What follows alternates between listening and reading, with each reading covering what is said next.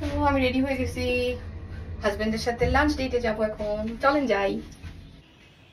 So এইখানে আমি বের হয়ে যাচ্ছিলাম রিক্সার জন্য, রিক্সা খুঁজে পেয়েছি, একটা রিক্সা দিয়ে চলে যাব এখন কোথায় পরে বলবো। যাই হোক, আমাদের এই রাস্তাটা এত জঘন্য, জ্যাম থাকে অলওয়েজ। চলেন আজকে আপনাদের সাথে আমার শৈশবের কিছু স্মৃতি শেয়ার করি। তো আমি এখানে রেলগেট দিয়ে যাব। রেলগেটের এই জায়গাটা অনেক সুন্দর, গাছ অনেক সুন্দর।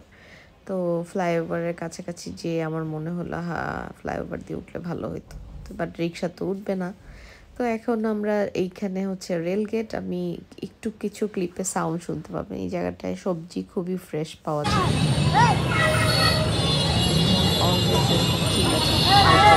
থাকে। তো যাই হোক, মামাকে বললাম যে যান। আর এই জায়গাটা পার হইতে গেলে আমার অনেক ভয় লাগে, আমার কাছে খালি মনে হয় যে চলে আসবে ট্রেন। এইখানে এই যে আমার ছোট্টবেলার স্কুল, ছোটোবেলার বলতে আমার শৈশবের স্কুল, এটা হচ্ছে মতিঝিল গার্লস হাই স্কুল। এখানে আমি পড়েছি, এখানে আমার অনেক মেমোরি আছে। এখানেই কলোনিতে আমি থাকতাম ছোটোকালে, এই যে মতিঝিল কলোনি উচ্চ বিদ্যালয়। এখানে না ফ্রাইডেতে বুলবুল ললিত কলার একটা সেকশন ছিল, ক্লাস হতো। তো আমরা চোরের মতো, আমাদের তো আর আসতে দিত না বিকজ আমরা পড়তাম না এখানে, আমরা জানালা দিয়ে উকি দিয়ে দিয়ে ওখানে নাচ গান দেখতাম। আর এই হচ্ছে আমার সেই কলোনি, মতিঝিল এজিবি কলোনি, যেখানে আমি থেকেছি। এখন চলে এসেছি আমি আইডিয়াল স্কুলের সামনে। এই যে আমার ফেভারিট ফেনলি লাইব্রেরি, আইডিয়াল লাইব্রেরি। এখানে যে কত মেমোরিজ, কত আগে এই ডিভাইডার মাঝখানের এই গ্রিলগুলো ছিল না, আমরা আর ওই যে আমার কলোনির গেট, ওইখান থেকে বের হয়ে ফেনলি কিছু কিনার ছুতা হইলে ফেনলি লাইব্রেরি। এই হচ্ছে আইডিয়াল স্কুল, বিখ্যাত। মানে এখানে আমার খালারা হচ্ছে আইডিয়াল ব্লকে থাকতো, মানে আইডিয়াল স্কুলের পেছনে যে কলোনি, আর আমরা থাকতাম এজিবি কলোনিতে। সো দিনে মনে হয় 100 বার এখান দিয়ে পার হইতাম আমরা, মানে দৌড়ায় দৌড়ায় যাইতাম আর আসতাম। তো এখানে অনেক মেমোরি, এই রোডটাতে অনেক মেমোরি, অনেক দুঃখের মেমোরি, অনেক হ্যাপিনেস। বাট এখন এই জায়গার চিত্রটা পুরোপুরি চেঞ্জ হয়ে গেছে, এখানের একটা মার্কেট হয়ে গেছে। এই হচ্ছে আমাদের কলোনি কাঁচা বাজার, যেখানে আমি প্রতি ফ্রাইডেতে আব্বুর সাথে বাজার করতে আসতাম।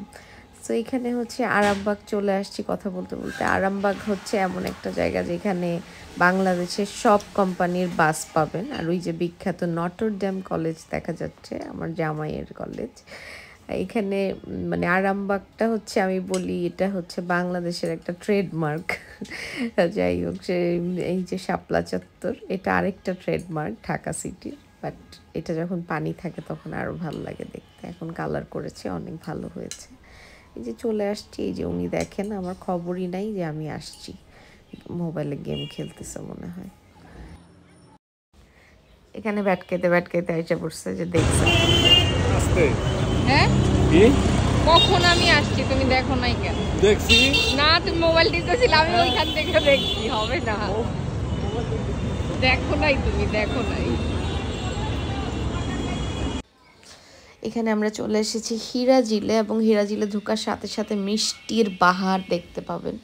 দেখলে মনে হবে যে মিষ্টিটাই আগে খাই, মানে ঢোকার সঙ্গে সঙ্গে অ্যাট্রাকশন এটা। যাই হোক, আমরা গবেষণা করতেছিলাম কোনটা খাবো কোনটা খাবো না।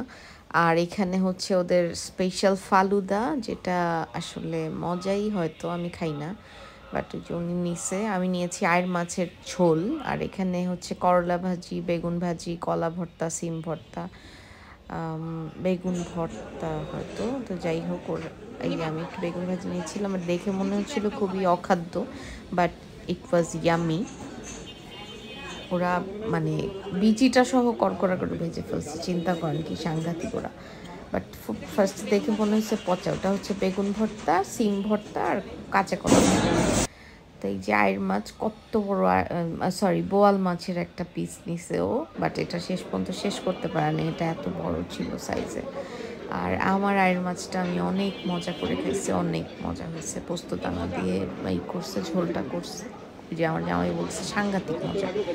আমারও আসলে ভালো লাগছে। একটু করে ফুলকপি দিছে আবার সাথে, ফুলকপিটা একদম আস্তে আস্তে কেমনে রাখছে জানি না, এই যে একদম ফ্রেশ, মজা ছিল, খুবই মজা ছিল।